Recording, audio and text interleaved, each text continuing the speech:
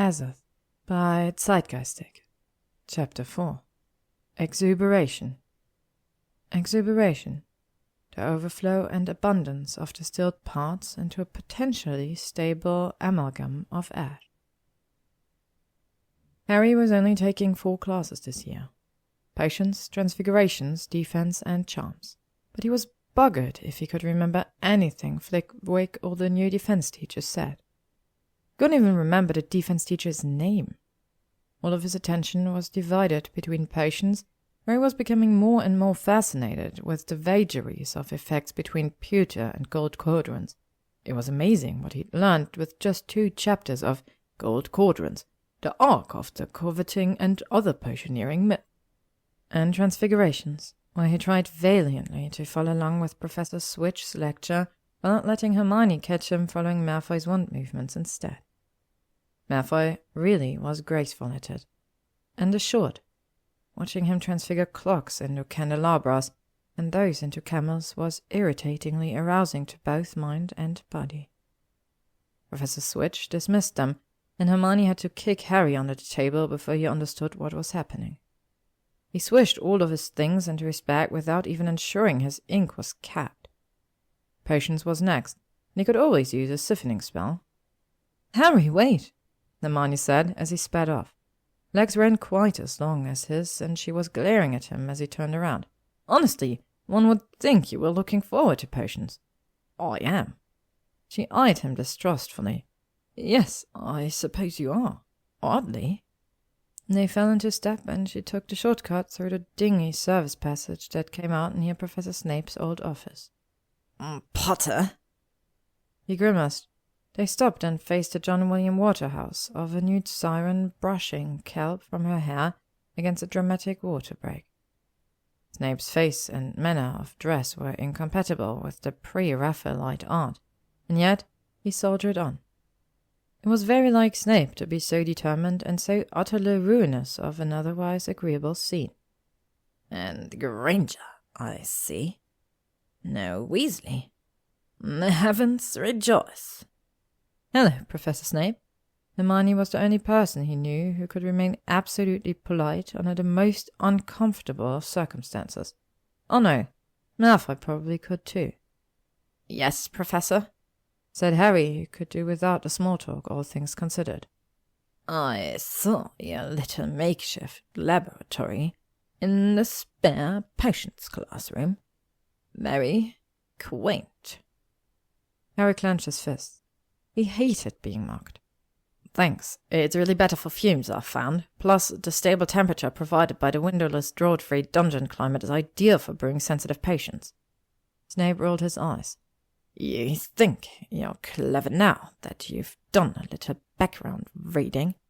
An acceptable, average first-year Hufflepuff could have taught you the benefits of dungeons for the brewing process." Harry scowled. "I'll get an O," he said. "I'll brew all of them perfectly, and then we'll see who's smirking." Snape smirked. "I assure you, it will be me. All the Grangers in the world couldn't prepare you to brew even one of the nude potions on your own. Good thing I've got Malfoy helping me now too, then." Snape's eyes narrowed. There was a silence during which Harry hid how pleased he was that he'd rendered Snape speechless. "Enjoy this game while you can." "I will, Professor. The next 3 years. Hope you're as excited as I am." With a roll of his eyes, Snape disappeared from the siren's speech, and she looked much relieved by it. Hermione waved to her, ever polite. "Harry, you really shouldn't antagonize him so. Are you sure this is a good idea?" "Should you have a backup plan? You know you could still go into broom-making without a potion snoot." He tossed his things down on their normal bench and frowned. "No." He ignored her sigh. Professor Slughorn was late and still munching on a brandied pineapple when he exited his office into the classroom. "Cauldron's out, everyone. I hope you all remembered to bring your bronze ones today, because we'll be starting the Sunton solution. You'll all thank me for this in June when you're holidaying in the Mediterranean." Harry unshrunk his bronze cauldron and set a low fire burning beneath. Hermione, who'd finished just before him, eyed him as he adjusted the flame height with a scowl. The burner at his desk was emotional, and it didn't care for Wednesdays. Never noticed that before last week. "What are you doing?" He bit his lip to hold back a yelp as the flame jumped up and scorched his fingertips. "Fixing my flame." "Oh? It's faulty. It'll burn my potion if it doesn't settle down." He jabbed at the burner with his wand and directed a strongly worded thought at it. There weren't particular spells for this sort of thing, only annoyance and magical power. Finally, it settled down into a stable, low burn, although not without resentment. "How did you know?" "Studied," he said. "Haven't you seen me?" It had been all he did for days now. "Well, yes, but I didn't think you'd retained any of it." "You'll see," he said. Harry could do more than defeat evil. He could be talented, too. Probably. "I'll see you wrangle that burner into submission, Mr. Potter. Good show, good show. That desk always been finicky on Wednesdays." It annoyed him that he'd been sitting at this desk for 7 years. Not once had Snape ever mentioned a finicky burner. But then the budding potions aficionado in him said that it was Snape's way of weeding out the ones who didn't care or have the talent.